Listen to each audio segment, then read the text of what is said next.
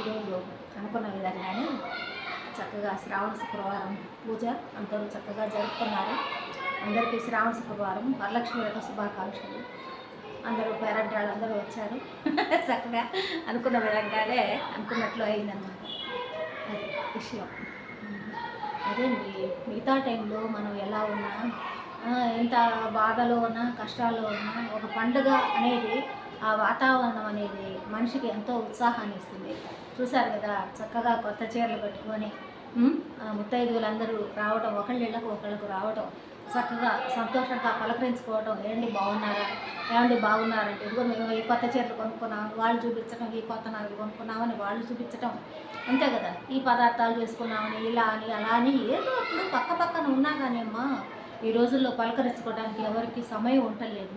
కానీ ఈ సమయంలో పండుగలు అనేది ఒకటి వచ్చిన తర్వాత, ఎస్పెషల్లీ శ్రావణ శుక్రవారం, మిగతా టైంలో మనం పట్టించుకోకపోయినా శ్రావణ శుక్రవారం మాత్రం అందరూ కలుస్తారు. చక్కగా అందరూ కలిసి ఒక పద్ధతిగా వచ్చి చక్కగా వచ్చి కాళ్ళ పసుపులు కూడా పూయించుకుంటున్నారమ్మా. ఈ సంవత్సరం నేను బాగా అబ్జర్వ్ చేసింది ఏంటంటే, వచ్చిన ముత్తైదులు చక్కగా కాళ్ళకు పసుపు పూయించుకోవడం, కుంకుమ, మామూలుగా గంధము అన్నీ తీసుకుంటున్నారు. చక్కగా తీసుకొని తాంబూలం ఇస్తే చక్కగా భగవంతుని చూసి దర్శనం చేసుకొని అప్పుడు తీసుకెళ్తున్నారు.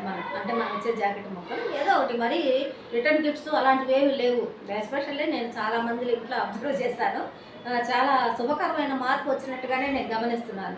ఇలాగే ప్రతి సంవత్సరం కూడా రిటర్న్ గిఫ్ట్లని అవిని ఇవన్నీ ఏం పెట్టుకోవద్దు. చాలా సింపుల్గా, చూసారా అందరూ అదే అంటున్నారు, అబ్బా చాలా బాగుందండి ఈ పద్ధతి, హాయిగా ఉంది, చక్కగా కాళ్ళకు పసుపు పూసుకోవడం, చక్కగా అరటి పండ్లు ఏవో పండ్లు ఇస్తున్నారు, చక్కగా తీసుకుంటున్నారు, ప్రశాంతంగా ఒకళ్ళనొకళ్ళు పలకరించుకుంటున్నారు. ఇది ఎలాంటి హడావుడి ఏమీ లేదు. ఒకప్పుడు మనం దరిదాపు ఒక 20 ఏళ్ల క్రితం ఎలా జరుగుతున్నదో అలాగే వరలక్ష్మి వ్రతాలు ఇప్పుడు కూడా జరిగాయి అన్నమాట. ఈ సంవత్సరము చాలా సంతోషం అనిపిస్తుంది నాకు. అలాగే ప్రతి సంవత్సరం కూడా మనం ఇదే పద్ధతిలోనే, పాత పద్ధతిలోనే మళ్ళీ మనం వెళ్ళి మన యొక్క సాంప్రదాయాలని, పద్ధతుల్ని మనం పాటించుకుంటూ ఒకరినొకరిని సహృదయంతో పలకరించుకుంటూ ఉంటే అది ఆ జీవితం ఎంతో ప్రశాంతంగా ఉంటుందమ్మా. ఆలోచించండి, ఎప్పుడు హడావుడి అంటే ఉంటుంది. హడావుడులు ఎవరికి లేకుండా ఉంటాయి చెప్పండి? అందరి ఇళ్లలో అందరికీ హడావుడులే.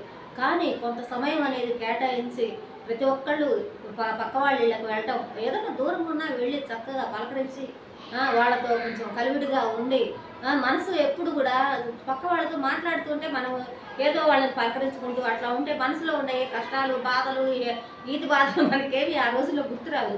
ఈరోజు మాత్రం అందరికీ ప్రశాంతంగా ఏమండి బాగున్నారా, ఏమండి బాగున్నారా అంటే చాలు, ప్రశాంతంగా ఈరోజు అందరికీ హాయిగా ఉంటుంది మనసు ప్రశాంతంగా. కాబట్టి ఇలాగే ఉండండి అమ్మా, ప్రతి పండగ కూడా ఇలాగే చేసుకోండి. చాలా అంటే చాలా మనసుకు చాలా శాంతిగా ఉంది. ఈ సంవత్సరం మాత్రం నాకు నేను అనుకున్నట్లుగానే బాగా జరిగిందమ్మా. అందరికీ శ్రావణ శుభాకాంక్షలు, వరలక్ష్మి వ్రత శుభాకాంక్షలు.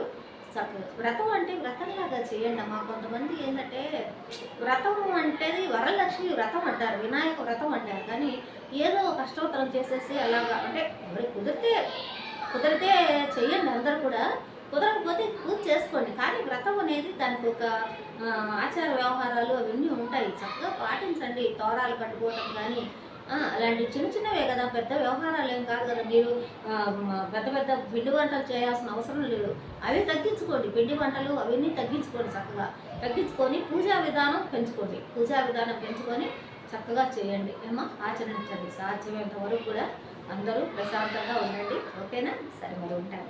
బాయ్.